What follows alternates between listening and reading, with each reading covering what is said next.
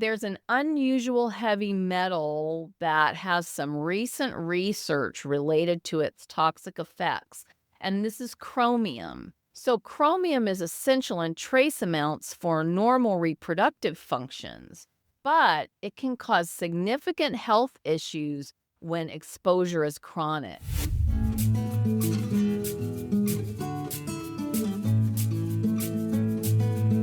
Welcome to the Let's Talk Toxins show. Today we're going to talk about something that affects all of us, but often goes unnoticed: heavy metal toxicity. We're going to specifically focus on its impact on women over 50. And just know that these toxins are silent intruders in our body. They cause hidden damage and really can disrupt our hormonal balance. If you're concerned about heavy metal exposure and its effects on your health, you're not alone. In this episode, I'll share practical strategies for reducing your exposure to heavy metals and detoxing to support your overall well being. And make sure you stay to the end where I answer questions from women just like you. If you're new here, I'm Dr. Gayla Gorman, a licensed acupuncturist, naturopath, and author of What's Your Kryptonite? I wrote the book to help women understand the effects of chronic stress that's turned toxic. In the book, I share the molt method I developed to make it easy to shed stress, along with the accumulated toxicity, just like any other creature in nature that's outgrown its trappings. Many women find their way to me after trying everything to deal with their annoying symptoms. You may feel like you've learned more than you ever wanted to know about health and you're still not healthy. It's time for a different approach. Symptoms are directly related to stress, but stress isn't easy to master, and it isn't going away. If you're ready for a new approach that will lead to stress mastery, I highly recommend my Wellness Warriors membership. It's perfect for those who have a strong sense they're missing something important that's the key to optimal wellness.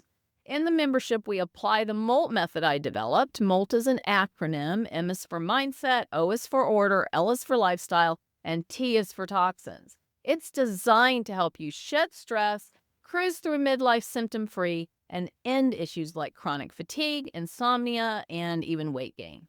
Join us and turn your knowledge into real change. You can learn more at drgala.com/links. In this segment, I share information from research studies related to toxicity. You can think of it as a toxin trend. The T in MOLT stands for toxins, and I can say with confidence that every symptom is caused by accumulated toxicity. I evaluate 12 categories of toxicity when I'm working with someone to unravel a health mystery. Our world is full of man-made substances that our bodies were not designed to deal with.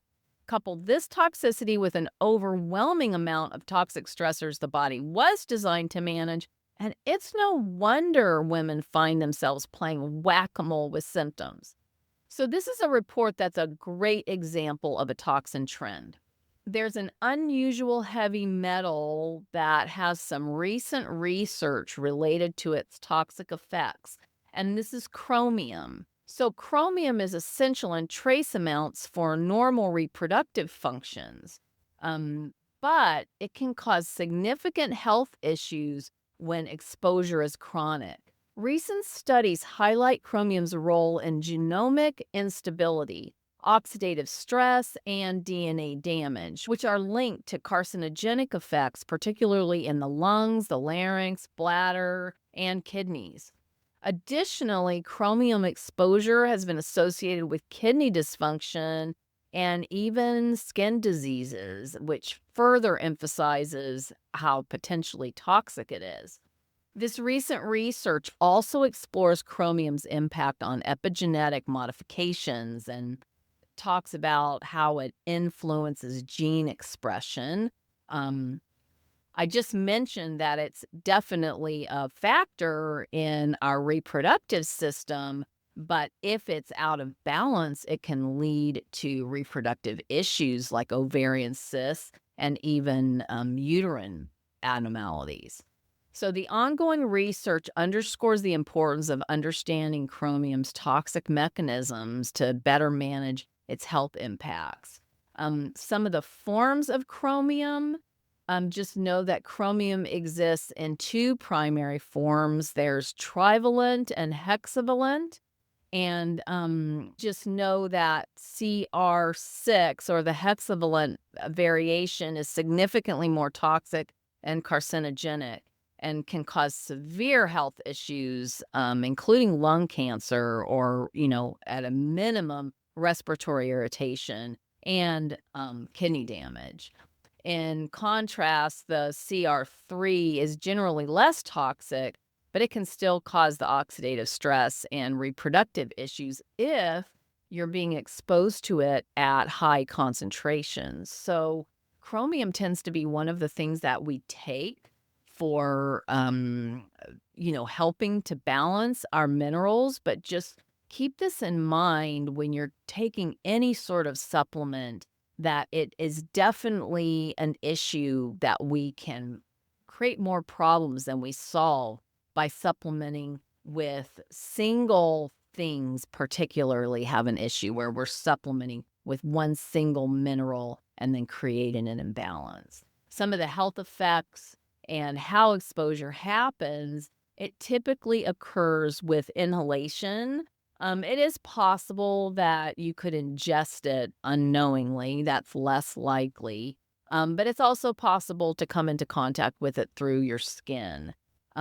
Again, we've talked about some of the health effects, including respiratory problems, asthma, cough, skin ulcers, and then ultimately an increased risk of cancer. Remember that not every form of chromium is the same.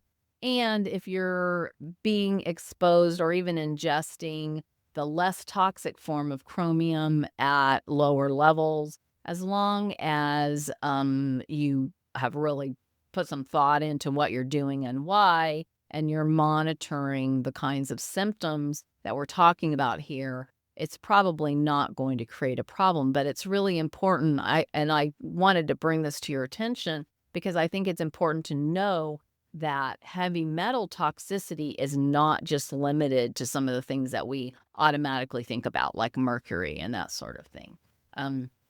Again, you can have any sort of respiratory irritation. They're even saying potentially nasal ulcers.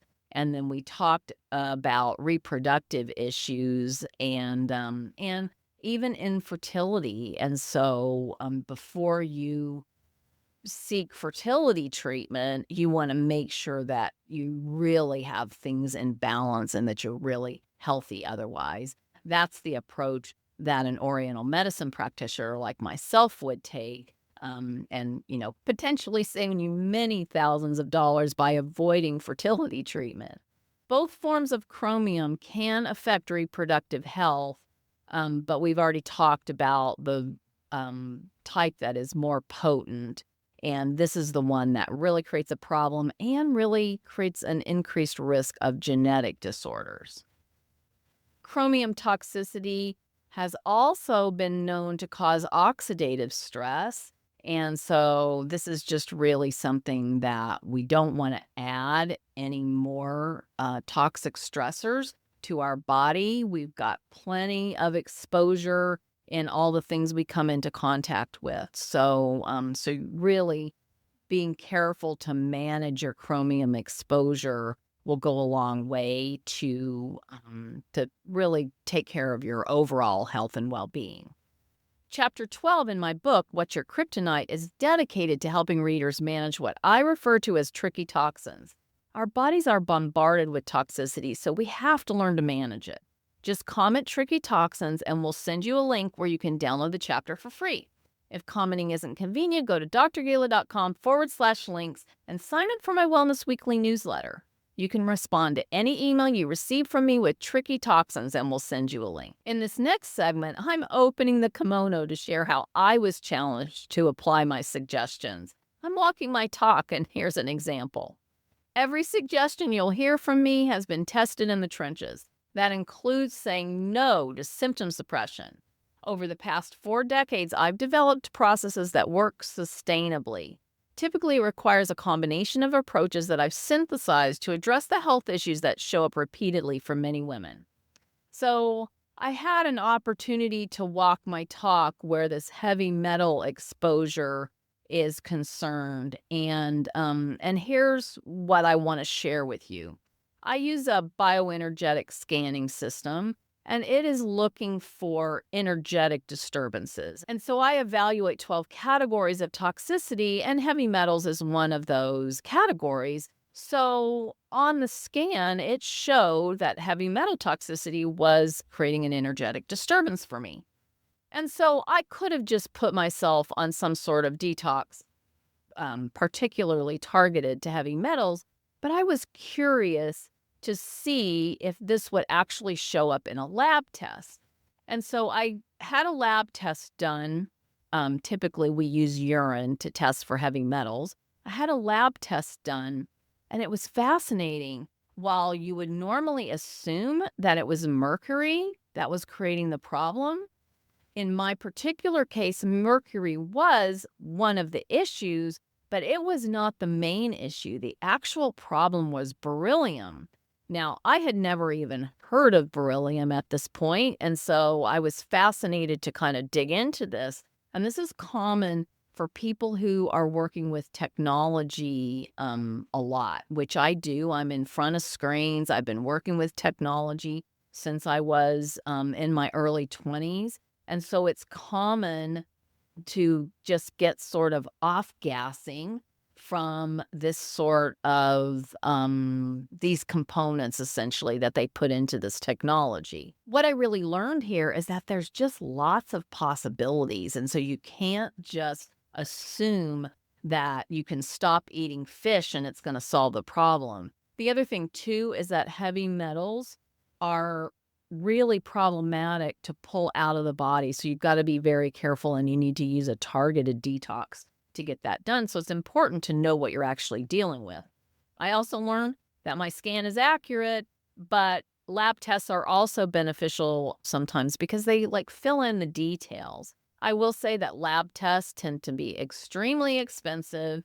And so we only really turn to a lab test when we really feel like we need to dig deeper and understand what's going on. I will also tell you that with my particular technology that I use for the bioenergetic testing, I end up getting information that is not available from any lab tests. So from my perspective, the scan is the first stop, and the lab test is going to provide detail when we feel like we need more detail. So mitigation is important. As I mentioned, you're going to do some sort of detoxing. In this particular case, I used a protocol that I designed specifically for this purpose. But it's important not to just use some random detox and think it's going to solve the problem.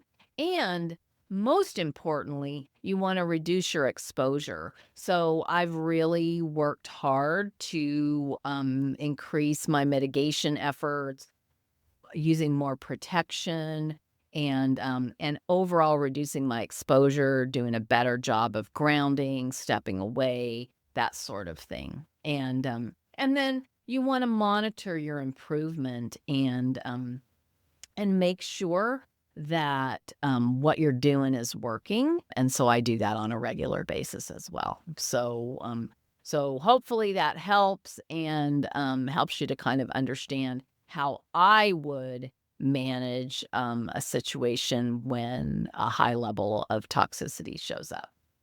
Let's continue talking about a hidden health concern that affects many of us, this heavy metal toxicity, and how it's silently impacting our health, especially during midlife. Understanding the risks of heavy metals is crucial, as these toxins can have profound effects on our well-being. Symptoms related to heavy metal toxicity often mimic other conditions, making it really challenging to diagnose the actual root cause of the problem. While we can't completely eliminate exposure to heavy metals, the good news is that we can take practical steps to reduce our risk and support our body's natural detoxification mechanisms. We're going to look at recent research and evaluate what it's telling us about managing heavy metal exposure and maintaining optimal health during midlife and beyond. How do women encounter heavy metals every day? Well, heavy metals enter your body through tap water, food, especially fish and rice, makeup, air pollution, cigarette smoke. Most women get exposed primarily through their diet and household products. If you want to get tested for heavy metals and you don't have access to using my bioenergetic scanning system, there are blood tests or urine tests that will show recent exposure to metals like lead and mercury. You can also use hair tests, but hair tests are going to reveal longer term exposure. So if you're concerned that you may have had recent exposure, then you can use something like a blood or urine test. But if you want to really evaluate how long this exposure has been going on, you're going to want to use hair because then they're going to be able to tell essentially where it's showing up in your hair that's grown out. Unlike other toxins that you might be able to detox more easily, heavy metals will not easily leave your body. They accumulate over decades, which is why many women, by the time we get to midlife, have higher levels, even when we have pretty low consistent exposure. Heavy metals definitely disrupt our hormone system. They're essentially acting like an uninvited guest at a party. They disrupt your body's hormone messaging system. So this kind of mimics hormones, blocking the hormone receptors, or it could interfere with how your body produces hormones. Lead, for example, can lower your estrogen while raising FSH levels, worsening your menopause symptoms. Honestly, any kind of stress can do this, but the stress, the toxic stress from heavy metals is certainly a way this can happen. Mercury can affect the proteins that transport hormones in your bloodstream and create further imbalances. Metal exposure can create estrogen dominance. This can cause PMS, weight gain, painful periods. So you can see that if you have been exposed to metals and you're having these kinds of issues earlier in life, it's definitely not too early to check your toxicity levels.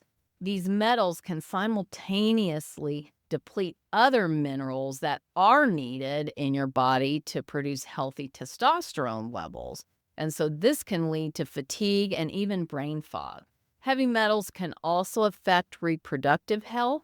Women with higher levels of metals like cadmium and mercury show lower AMH levels. This is a marker of how many eggs remain in your ovaries. This effect is even stronger than the impact of smoking. So don't think that you're safe if you're a non-smoker or if you're not around smoking. Know that there are other ways that this toxic buildup can affect your fertility. Your reproductive system ages more quickly with metal exposure. Studies show women with higher cadmium levels experience up to 9% faster decline in ovarian reserve markers every year. Heavy metals can damage egg follicles, potentially triggering earlier menopause and its associated health challenges. This includes menopausal symptoms like hot flashes, even a risk of heart disease or osteoporosis. Remember, you can get the Tricky Toxins chapter of my book, What's Your Kryptonite, for free. Just comment Tricky Toxins and we'll send you a link where you can download the chapter. If commenting isn't convenient, go to drgayla.com/links and sign up for my Wellness Weekly newsletter. You can respond to any email you receive from me with Tricky Toxins and we'll send you a link. Now let's continue with a few practical ways to address the risks of long-term unmanaged heavy metal toxicity and how it affects more than just our physical health. It can actually impact our overall well-being and increase our risk of various complications during midlife. But there is some good news. Even small changes in our daily routines can significantly reduce our exposure to heavy metals and support our body's natural detoxification mechanisms. And don't forget, when I'm done, drop a comment to share which detox tips you're planning to try and why you think they'll work best for your health journey. Let's take a quick look at some of the health risks from heavy metal exposure. This was particularly lifted out of research that I did for this episode. Women with higher cadmium levels have nearly double the risk of osteoporosis. These metals weaken bones by interfering with the bone building cells and the mineralization process.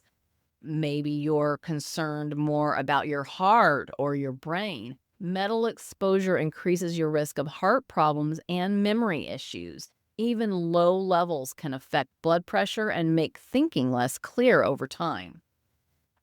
It also will worsen menopause symptoms. We talked about this a few moments ago. Hot flashes, night sweats, mood changes.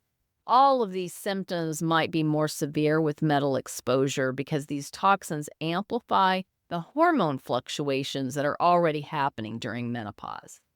So, as I promised, here's some strategies for detoxing from heavy metals. Here's some simple daily changes that you can implement that will go a long way to reducing your daily ongoing exposure. First, you want to make sure that you're filtering your drinking water. I recommend that you use reverse osmosis. A 3-stage system is best. Use reverse osmosis water and pretty much everything that you're drinking. If you don't have the ability to install a reverse osmosis system, a high quality filtration system, then you're going to need to buy spring or distilled water for your drinking. And that can really make a big difference. And don't trust when they tell you that the drinking water is safe. You're still going to get a toxic metal buildup over time. Choose low mercury fish.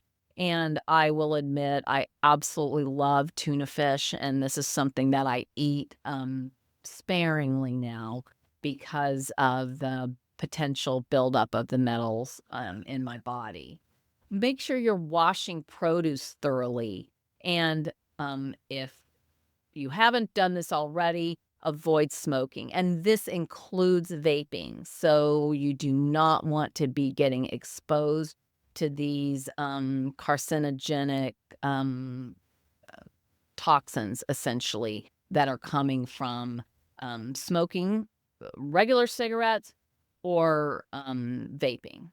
Small changes in your daily routine can significantly reduce new metal exposure. Some of the more helpful foods that will help your body to remove the metals naturally are garlic, onions, cilantro, dark leafy greens in your diet will kind of help to promote the pulling out of these metals from wherever your body has stored them. Foods rich in sulfur and other antioxidants can also support your body's detox pathways, and that's definitely going to help. If you really need some support with this, you want to make sure that you are talking to somebody who understands how to deal with toxicity, particularly metal toxicity, and can advise you on testing options and help you to create a personalized, customized detox plan. The right approach depends on your specific exposure history, health needs, and what else you've got going on in your current situation. The answers I give to questions I receive quite often apply to and would be helpful for most women. I've accumulated a few related questions and I'll answer them in this segment. I call it Ask Away. If you'd like to ask a question, I created a forum so that it's sure to get answered. And your question could be shared in a future episode helping many other women. So comment question and we'll get you a link to the form. If commenting isn't convenient, go to drgala.com/links and sign up for my Wellness Weekly newsletter. You can respond to any email you receive from me with question and we'll send you a link. How does heavy metal toxicity affect menopause? Well, Heavy metals like lead and mercury can disrupt hormone levels, potentially worsening menopause symptoms like hot flashes and mood swings. Exposure to heavy metals has been linked to earlier arrival of menopause and a reduced ovarian reserve.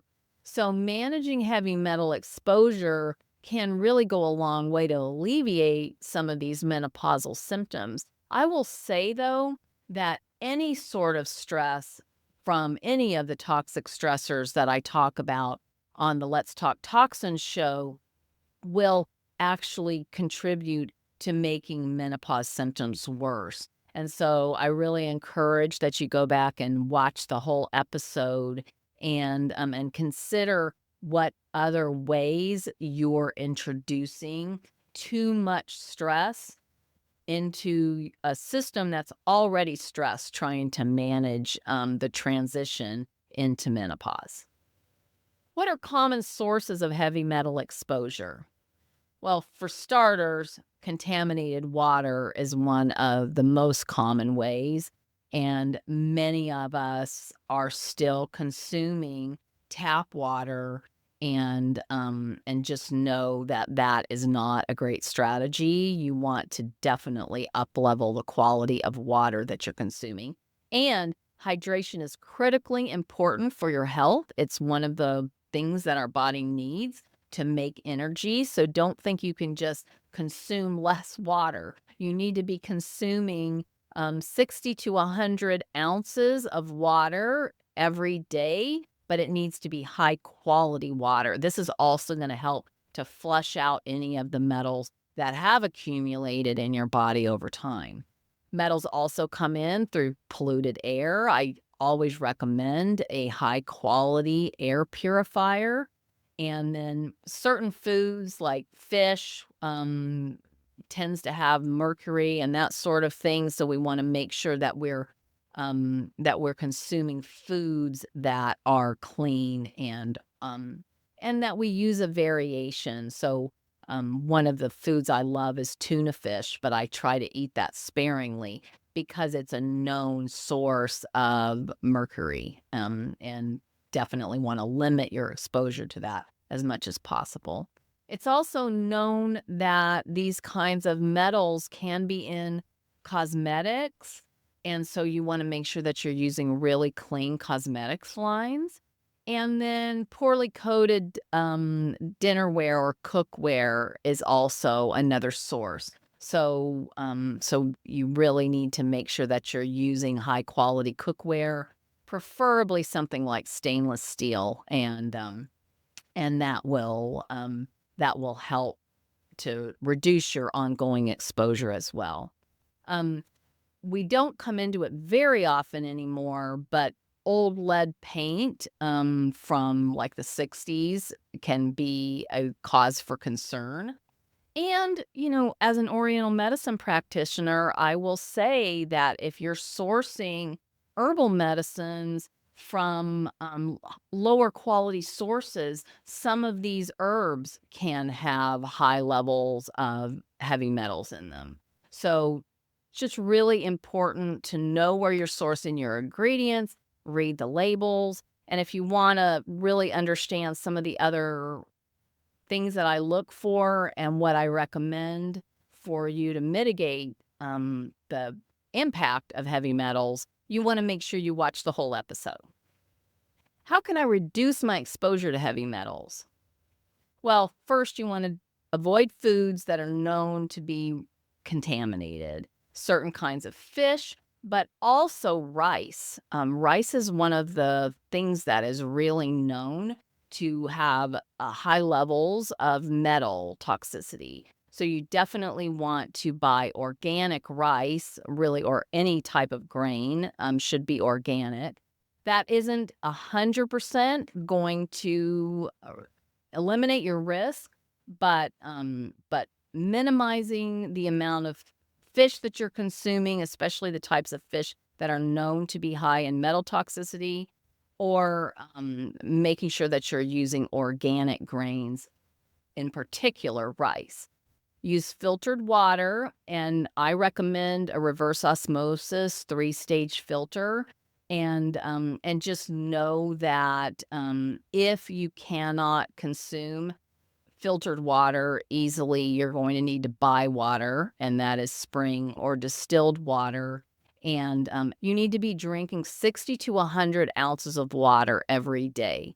And so just not having access to high quality water is not an excuse for drinking less water. We need to be flushing these toxins out of our body. Our body uses water, the hydration, to make energy. So staying hydrated with high quality water is going to go a long way towards your overall health and well-being efforts. And then also you want to make sure you limit the use of products that are known to have heavy metals. These include some types of cosmetics, so you want to make sure that you're reading those labels and being mindful of where you're potentially getting exposure from. What are the symptoms of heavy metal poisoning? Well, symptoms can include confusion, numbness, nausea, abdominal pain. Long-term exposure can even lead to kidney damage or liver issues because remember, your liver is the main organ. Your liver and your kidneys are the main organs that are trying to eliminate these toxins. And so it's understandable that if you've really got a heavy toxic load, these organs are really overworking. And overworking anything is not good for it, right? So that makes sense. It's also possible to have cognitive problems, and there's been research that's shown signs of metal toxicity correlated with Alzheimer's in the brain. And, we really can't do any sort of research until after someone has passed from one of these conditions. So you don't want to wait to have this determined after the fact. You want to be mitigating your exposure and taking care of your health while you're still here and can. Severe cases of metal exposure can definitely be life-threatening conditions. Is it possible that my memory loss and confusion is related to heavy metal toxicity? Memory loss and confusion can be symptoms of chronic heavy metal exposure, absolutely, particularly to metals like lead and mercury, which affect brain function. In fact, this is one of the things that led us to eliminating the use of lead-based paint. The symptoms might also be related to hormonal changes during menopause, but heavy metals can make these cognitive issues worse. If you really think this is a problem for you, it's important to talk to a professional that can help you determine what type of testing is appropriate for your particular situation and suspected heavy metal exposure. Could heavy metal toxicity be causing my joint pain and fatigue? Joint pain and fatigue are common symptoms of chronic heavy metal exposure. Metals like cadmium and lead can cause inflammation and oxidative stress. These symptoms might also be related to menopause or other health conditions, but heavy metal toxicity should be considered as a potential factor. A thorough evaluation should be done by somebody who is an expert in dealing with the metal toxicity to really determine if heavy metals are the likely root cause of some of the issues that you may be experiencing. If you're wanting more information and detail related to this, then I would encourage you to watch the whole episode. Remember, if you'd like me to answer your specific question, make sure to comment question and we'll send you a link to the submission form. You'll want to subscribe to the channel notifications to get regular updates. And that's a wrap for this episode. This has been the Let's Talk Toxins show. Make sure you subscribe to my channel on YouTube and activate the notifications. You'll get a reminder when I'm going live next. Until then, be well.